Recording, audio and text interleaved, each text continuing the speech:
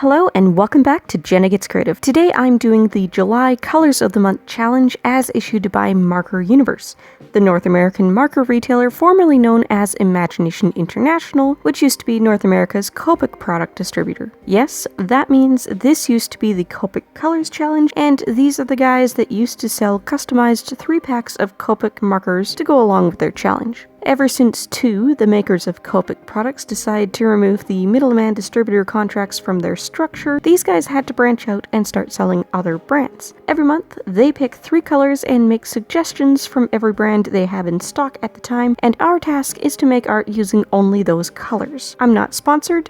I just love this challenge. Frankly, I'd love to be sponsored, but considering they never include Canadians in their contests, even though they sell to Canada, I doubt they'll ever sponsor me. This month, they did something a little different. I was planning to do this video in time for last Thursday's upload, but there's a twist here and I just wasn't feeling it that day. This month, they've given us 2 challenge colors and left the third up to us. They've picked a light warm gray, a mid to dark cool green, and artist's choice. I'm using my Karin Brushmarker PRO watercolor markers, as I've decided to do for all Colors of the Month challenges going forward since I bought my set. Those 2 specified colors are number 278 Warm Gray 1 and number 228 Lush Green. For the third color, I chose to go with number 204 Cool Aqua. I'll run through the other brand suggestions they made and include it all in the description box along with the hex codes for color matching, but we are welcome to do this challenge with any brand or medium, even digital.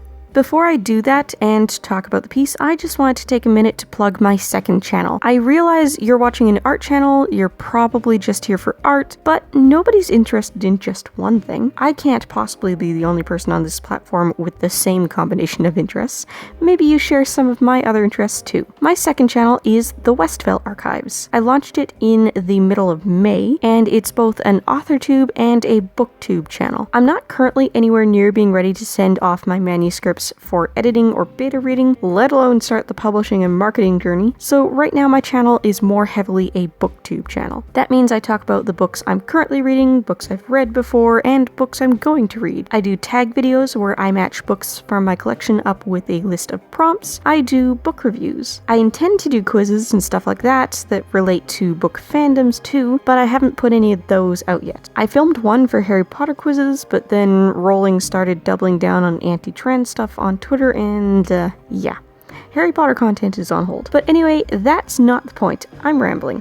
Basically, the Westville Archives is my face on screen talking to you about books and writing, and then there's always a companion blog post to go with it. My great loves in terms of genres are science fiction and fantasy, and I gravitate toward new adult and adult categories, but I do review a lot of young adult as well. I've also always been interested in mystery, and in recent years, contemporary fiction has really grown on me. I upload over on the Westville Archives every Saturday and some Mondays, so it complements the schedule here quite nicely. If that channel sounds interesting to you, I'd greatly appreciate if you could head over there and subscribe. Pause the video, go after this video, doesn't matter. There's a link in the description, one probably already popped up in the iCards, and there will be one in the end card. Thank you, and back on track now. If you watched my video back on Thursday, then you may know I already had my third color picked and my composition planned, but the sketch wasn't working out, so I gave up and did a quick Pokemon design challenge instead, and said I'd come back to this for Tuesday.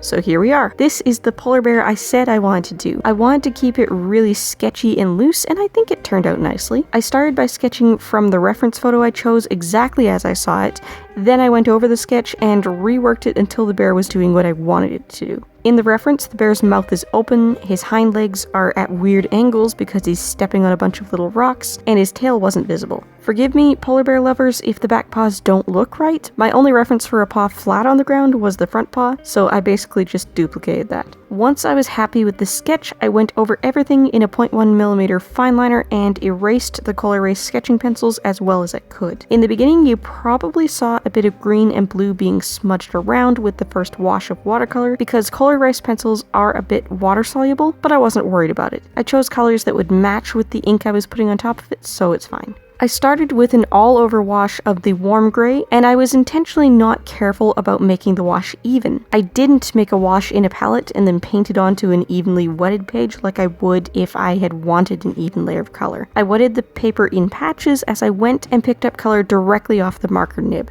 The effect won't be obvious until I remove the tape, so don't worry if you can't see what I'm doing with the gray yet, or even really see that it's there.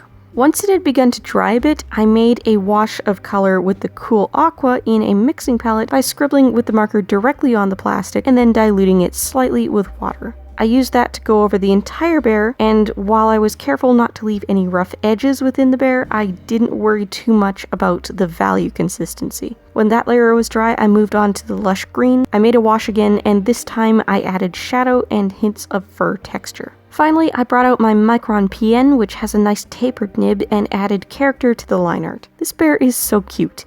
He belongs in a children's book, don't you think? The other brand suggestions Marker Universe gave for the dark green color are Graphite and Grapho 8160 Forest Green, Chameleon GR4 Evergreen, Kurecolor 508 Green, Zig Art and Graphic Twin 005 Green, Tombow 346 Sea Green, and Copic G16 Malachite.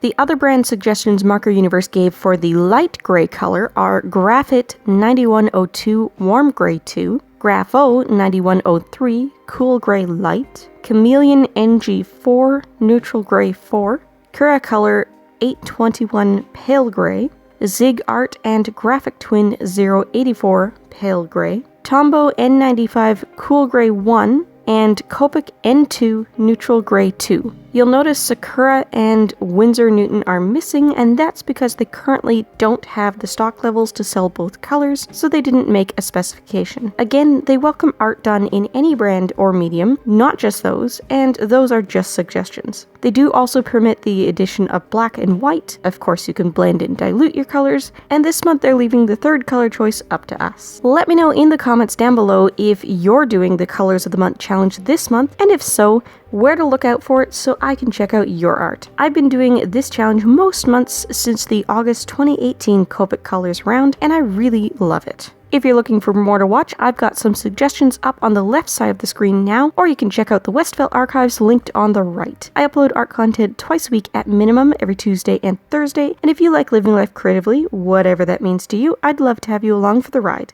Bye guys!